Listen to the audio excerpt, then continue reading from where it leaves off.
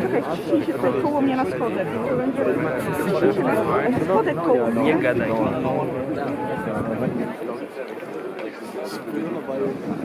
Dalej.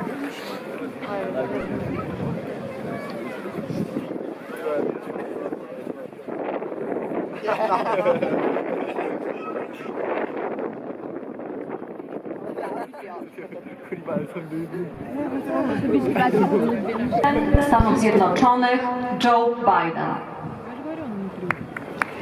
Ladies and gentlemen, the President of the United States, Joe Biden.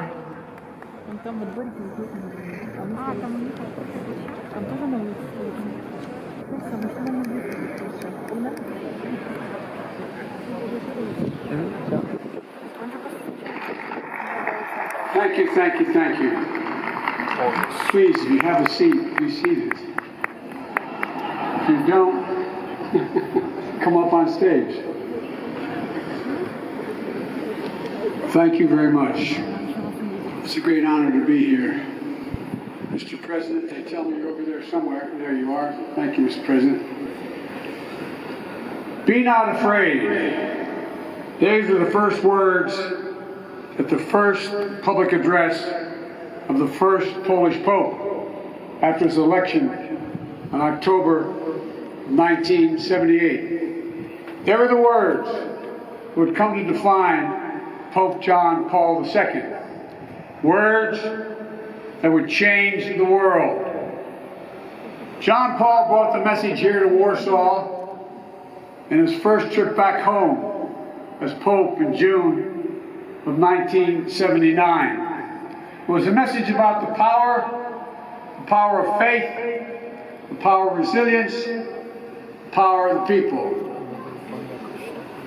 In the face of a cruel and brutal system of government, it was a message that helped end the Soviet repression in the Central Land and Eastern Europe 30 years ago.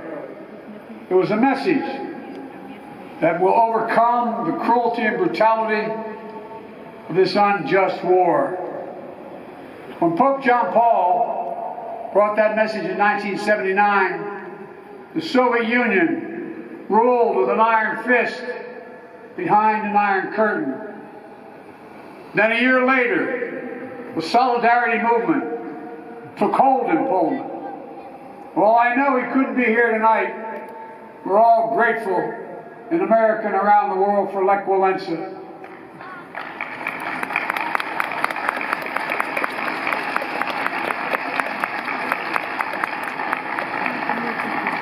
Reminds me of that phrase of philosopher Kierkegaard. Faith sees best in the dark. And there were dark moments. 10 years later, the Soviet Union collapsed, and Poland and Central and Eastern Europe would soon be free. Nothing about that battle for freedom was simple or easy. It was a long, painful slog, fought over not days and months, but years and decades. But we emerged anew in the great battle for freedom, a battle between democracy and autocracy, between liberty and repression, between a rules-based order and one governed by brute force. In this battle, we need to be clear-eyed. This battle will not be won in days or months either. We need to steel ourselves for the long fight ahead. Mr. President, Mr. Prime Minister, Mr. Mayor, members of the Parliament, distinguished guests, and the people of Poland, and I suspect some people of Ukraine that are here.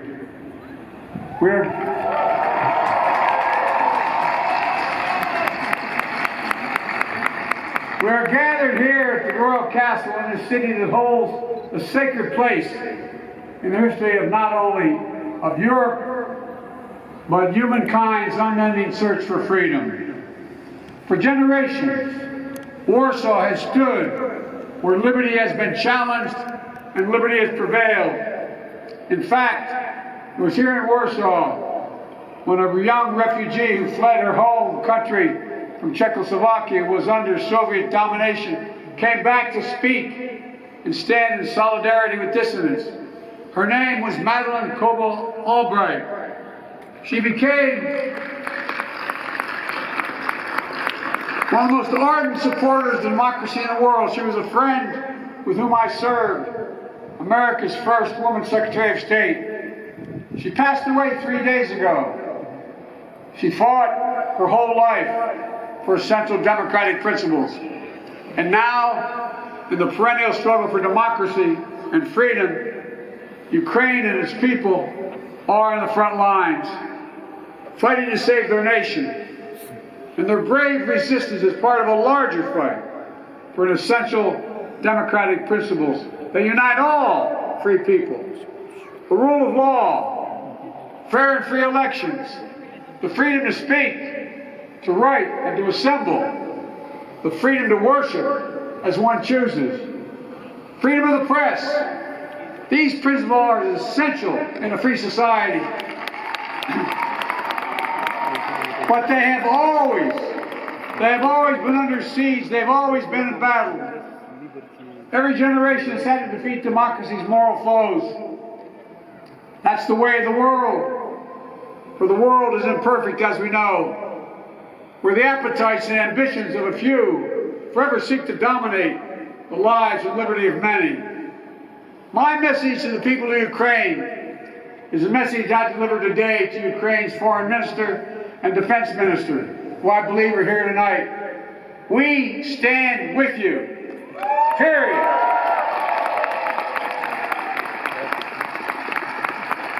Today's fighting Kyiv and Melitopol and Kharkiv are the latest battle in a long struggle. Hungary, 1956. Poland, 1956, and then again, 1981. Czechoslovakia, 1968. Soviet tanks crushed democratic uprisings. But the resistance continued until finally, in 1989, the Berlin Wall and all the walls of Soviet domination, they fell. They fell. And the people prevailed. But the battle for democracy could not conclude, and did not conclude, with the end of the Cold War. Over the last 30 years, the forces of autocracy have revived all across the globe.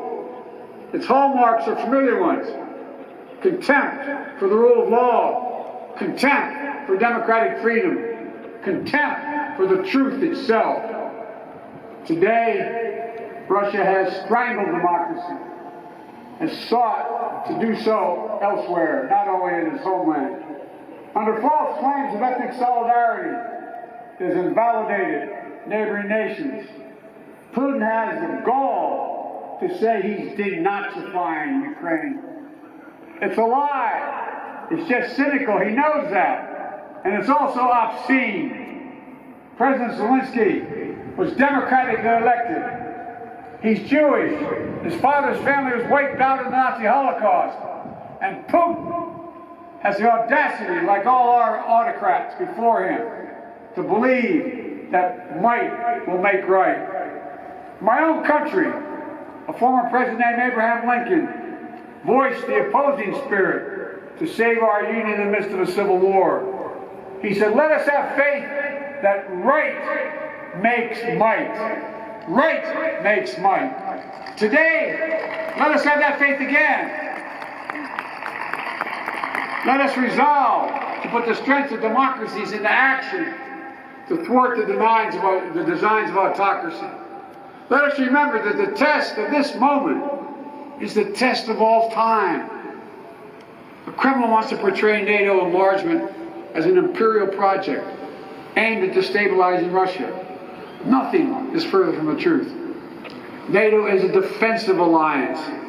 It has never sought the demise of Russia. In the lead up to the current crisis, the United States and NATO worked for months to engage Russia to avert war.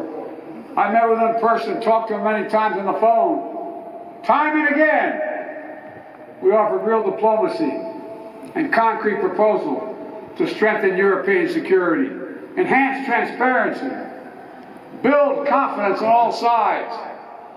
But Putin and Russia met each of the proposals with disinterested in any negotiation, with lies and ultimatums. Russia was bent on violence from the start. I know not all of you believed me and us when we kept saying, they are going to cross the border, they are going to attack. Repeatedly, he asserted we had no interest in war, guaranteed he would not move. Repeatedly saying he would not invade Ukraine. Repeatedly saying Russian troops along the border were there for training, all 180,000 of them. There's simply no justification or provocation for Russia's choice of war. It's an example of one of the oldest human impulses, using brute force and disinformation to satisfy a craving for absolute power and control. It's nothing less than a direct challenge to the rule-based international order established since the end of World War II. And it threatens to return to decades of war that ravaged Europe before the international rule-based order was put in place. We cannot go back to that. We cannot. The gravity of the threat is why the response of the West has been so swift and so powerful and so unified, unprecedented and overwhelming. Swift and punishing costs are the only things that are going to get Russia to change its course. Within days of his invasion, the West has moved jointly with sanctions to damage Russia's economy. Russia's central bank is now blocked from the global financial system, denying Kremlin's access to the war fund that's stashed around the globe. We've aimed at the heart of Russia's economy by stopping the imports of Russian energy to the United States. To date, the United States has sanctioned 140 Russian oligarchs and their family members, seizing their ill-begotten gains, their yachts, their luxury apartments, their mansions. We've sanctioned more than 400 Russian government officials, including key architects of this war. These officials and oligarchs have reaped enormous benefit from the corruption connected to the Kremlin. And now they have to share in the pain. The private sector is acting as well. Over 400 private multinational companies have pulled out of doing business in Russia, left Russia completely, from oil companies to McDonald's. As a result of these unprecedented sanctions, the ruble almost is immediately reduced to rubble. The Russian economy, that's true, by the way, takes about 200 rubles to equal $1. The economy is on track to be cut in half in the coming years. It was ranked, Russian economy was ranked the 11th biggest economy in the world before this invasion. It will soon not even rank among the top 20 in the world. Taken together, these economic sanctions are a new kind of economic statecraft with the power to inflict damage that rivals military might. These international sanctions are sapping Russia's strength, its ability to replenish its military, and its ability to project power. And it is Putin, it is Vladimir Putin who is to blame, period. At the same time, alongside these economic sanctions, the Western world has come together to provide for the people of Ukraine with incredible levels of military, economic, humanitarian assistance. In the years before the invasion, we, America, had sent over $650 million before they crossed the border in weapons to Ukraine, including anti-air and anti-armor equipment. Since the invasion, America has committed another $1.35 billion in weapons and ammunition. And thanks to the courage and bravery of the Ukrainian people, the equipment we've sent and our colleagues have sent have been used to devastating effect to defend Ukrainian land and airspace. Our allies and partners have stepped up as well. But as I've made clear, American forces are in Europe, not in Europe, to engage in conflict with Russian forces. American forces are here to defend NATO allies. Yesterday I met with the troops that are serving alongside our Polish allies to bolster NATO's frontline defenses. The reason we want to make clear is their movement on Ukraine don't even think about moving on one single inch of NATO territory. We have sacred obligation. We have a sacred obligation under Article 5 to defend each and every inch of NATO territory with the full force of our collective power. And earlier today, I visited your national stadium with thousands of Ukrainian refugees now trying to answer the toughest questions a human can ask. My God, what's going to happen to me? What's going to happen to my family? I saw tears in many of the mothers' eyes as I embraced them. They're young children. They're young children, not sure whether to smile or cry. One little girl said, "Mr. President," she spoke a little English, "and my brother and my daddy, are they going to be okay? Will I see them again?" Not their husbands and fathers. In many cases, their brothers or sisters who stayed back to fight for their country. I didn't have to speak the language or understand the language to feel the emotion in their eyes, where they gripped my hand. Little kids hung onto my leg, praying with a desperate hope that all this is temporary. Apprehension that they may be perhaps forever away from their homes. Almost a debilitating sadness that this is happening all over again. But I was also struck by the generosity of the people of Warsaw, for that matter, all the Polish people, for the depths of their compassion, their willingness to reach out, opening their hearts, say to the mayor and the premier to open their hearts and their homes, simply to help.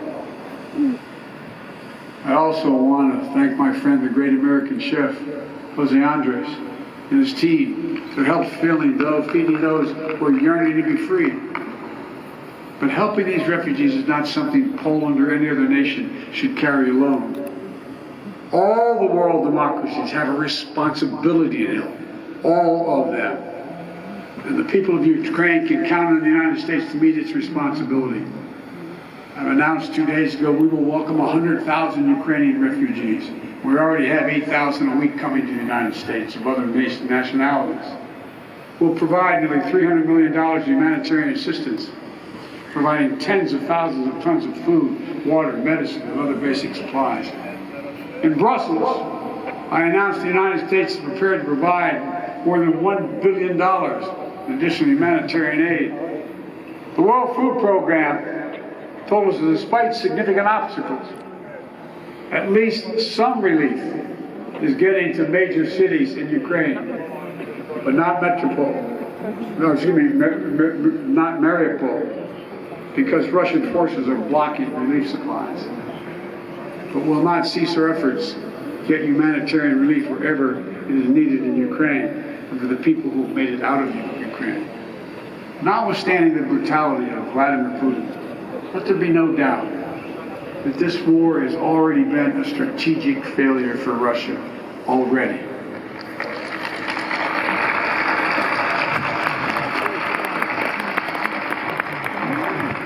Having lost children myself, I know that's no solace to the people who lost family. But he, Putin,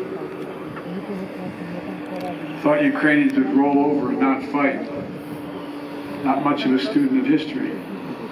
Instead, Russian forces have met their match with brave and stiff Ukrainian resistance.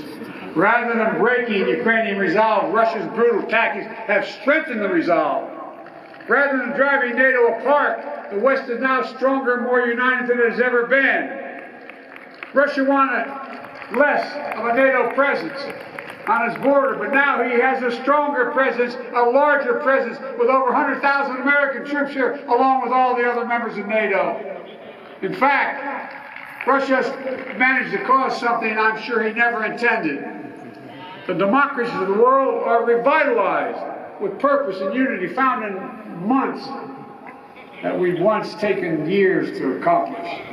It's not only Russia's actions in Ukraine, his own country, the Kremlin, is stealing protesters. 200,000 people have allegedly already left.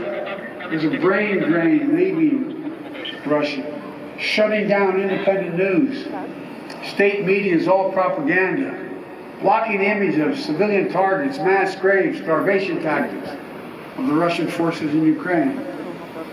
Is any wonder, as I said, that 200,000 Russians have already left their country in 1 month? A remarkable brain drain in such a short period of time. Which brings me to my message to the Russian people. I've worked with Russian leaders for decades. I sat across the negotiating table going all the way back to Soviet Premier Alexei Kosygin to talk arms control at the height of the Cold War. I've always spoken directly and honestly to you, the Russian people. Let me say this, if you're able to listen.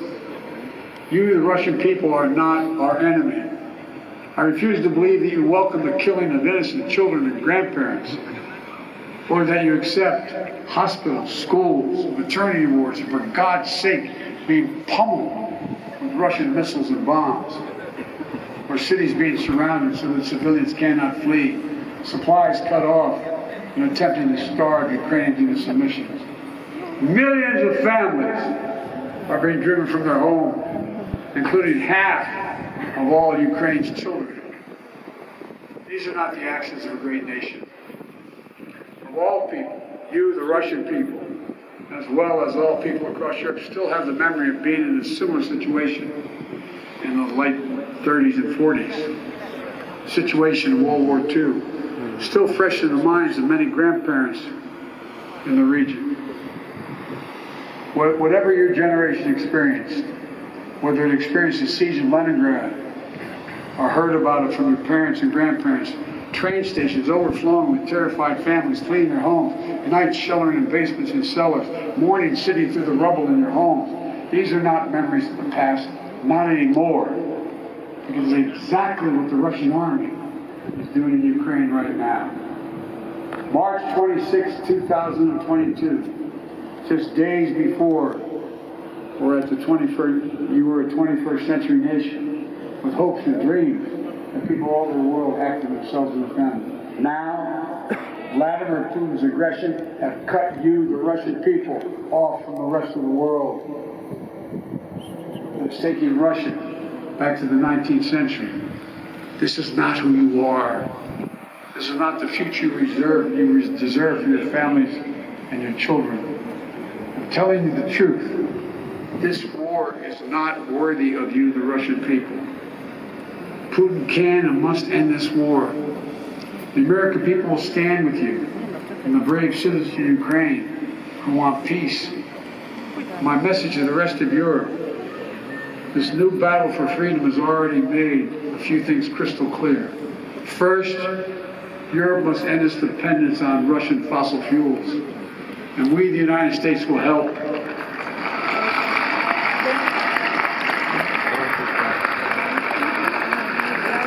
That's why just yesterday in Brussels, I announced the plan with the President of the European Commission to get Europe through the immediate energy crisis. Over the long term, as a matter of economic security and national security for the survivability of the planet, we all need to move as quickly as possible to clean, renewable energy. And we'll work together to help get that done, so that the days of any nation being subject to the whims of a tyrant for its energy needs are over. They must end. They must end. And second, we have to fight the corruption coming from the Kremlin to give the Russian people a fair chance. And finally, most urgently, we maintain absolute unity. We must among the world's democracies. It's not enough to speak with rhetorical flourish of ennobling words of democracy, of freedom, equality, and liberty. All of us, including here in Poland, must do the hard work of democracy each and every day. My country as well. That's why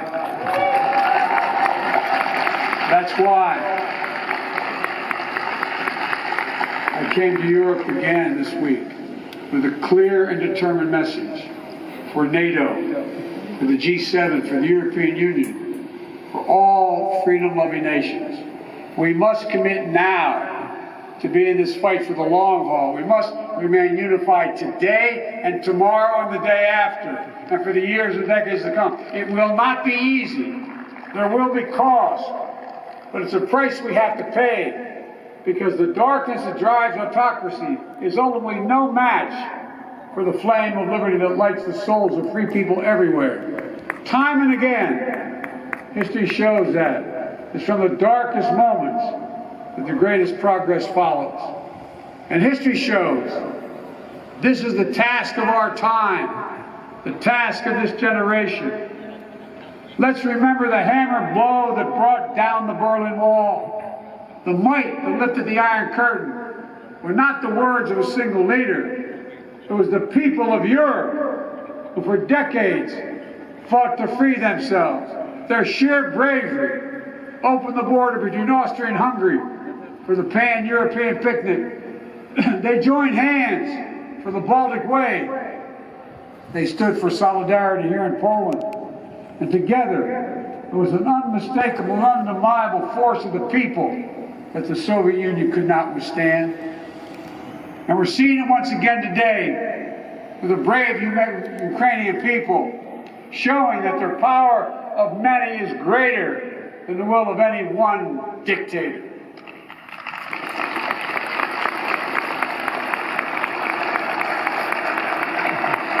So in this hour, let the words of Pope John Paul burn as brightly today. Never, ever give up hope. Never doubt. Never tire. Never become discouraged. Be not afraid.